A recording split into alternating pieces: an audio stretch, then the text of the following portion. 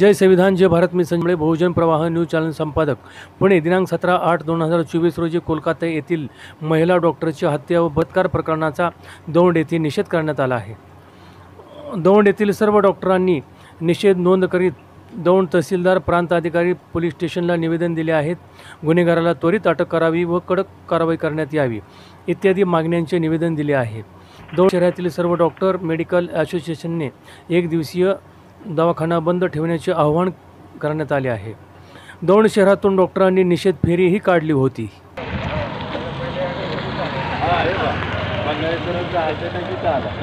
आणि तिथं आम्ही बंगल्यावरती दिलं स्ट्रेप्टोकायनेस घरी घरात।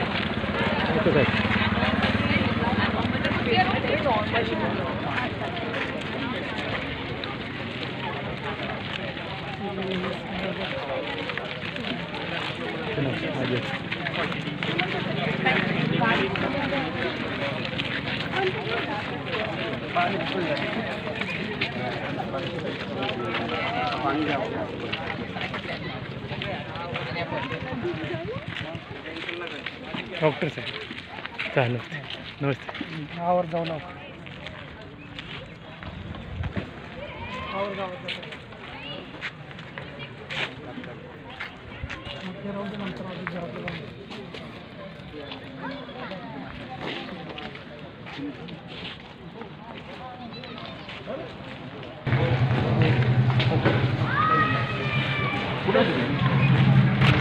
काढ ना, काढ काढ।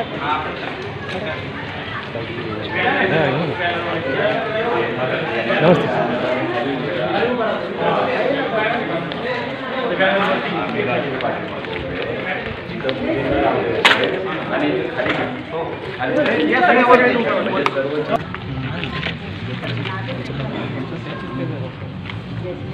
हो, president Indian medical association Daund taluka, त्याचबरोबर दौंड मेडिकल असोसिएशनची सदस्य आहे आणि संपूर्ण भारताला चटका लावून देणारी अशी ही कलकत्त्यातील एका डॉक्टरची निर्घृण हत्या झालेली आहे। त्याचा हा विषय सगळ्या लोकांना माहितीच आहे।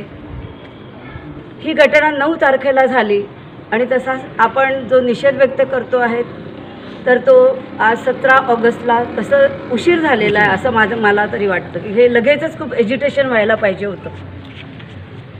परंतु ही इतकी निषेधार्ह घटना घडूनसुद्धा गव्हर्मेंट मेडिकल कॉलेज कॅलकटा ह्या ठिकाणी जी पोस्ट ग्रॅज्युएशन करणारी मुलगी आहे, जी 36-36 तास ड्युटीज करते, रुग्णांना एवढी सेवा देते आणि ती नंतर त्या अशा कित्येक मुलींना तिथे एकट्यानं रात्रीच्या ड्युटीज कराव्या लागतात। ती ज्यावेळेस स्वतः रेस्ट घ्यायला जाते किंवा जेवण करून आता थोडा अभ्यास करू असं म्हणून जाते, तेव्हा तिच्यावरती काही तिथल्याच लोकांनी, हॉस्पिटलमधल्याच काही कर्मचाऱ्यांना सोबत घेऊन तिच्यावरती बलात्कार केला आणि त्यानंतर तिची निर्घृण हत्या केली।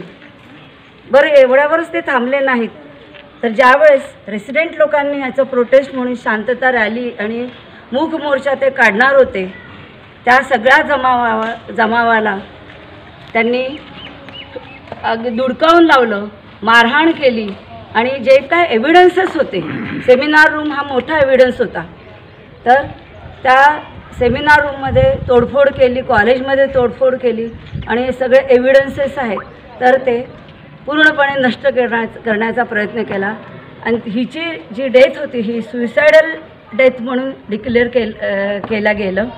आईवडिलांना तिची बॉडी फक्त 1.5 मिनिटासाठी दाखवण्यात आली आणि हे सगळं जे कृत्य झालेलं आहे हे नक्कीच विघातक आहे। मॅडम, आजचा जो प्रकार घडलेला आहे या प्रकरणामुळे सर्वच महिला आणि सर्व स्तरातील महिला, डॉक्टर असू देत, वकील असू दे, इंजिनियर असू द्या, सर्व महिलांवरती एक भीतीचं वातावरण निर्माण झाले का? आणि ह्यातून तुम्हाला न्याय मिळेल का? लवकर न्याय मिळेल का? शासन प्रशासन कारवाई करेल का? काय वाटतं आपल्याला? मी डॉक्टर सुनीता पाटील, मी एक स्त्रीरोग तज्ञ आहे आणि जेव्हा मी हा इन्सिडेंट सगळं वाचला तेव्हा माझ्या अंगाला काटे आलेच। कारण मला पण माझं पोस्ट ग्रॅज्युएशन आठवलं की मी कधी रात्री अपरात्री हॉस्पिटल प्रिमायसेसमध्ये मी फिरत होती. आता हे जे काही इन्सिडेंट झालं आहे त्याच्यावरून मला असं वाटतं की जिथे जिथे महिला जिथे जिथे काम करतात, जिथे त्यांना डे आणि नाईट ड्युटी पुरुषांच्या सोबत दिली जाते, तर शासनाने आणि तिथल्या ॲडमिनिस्ट्रेशनने त्यांची पूर्णपणे जबाबदारी घेतली पाहिजे की त्यांना एक सुरक्षित वातावरणात त्यांचं काम करता आलं पाहिजे.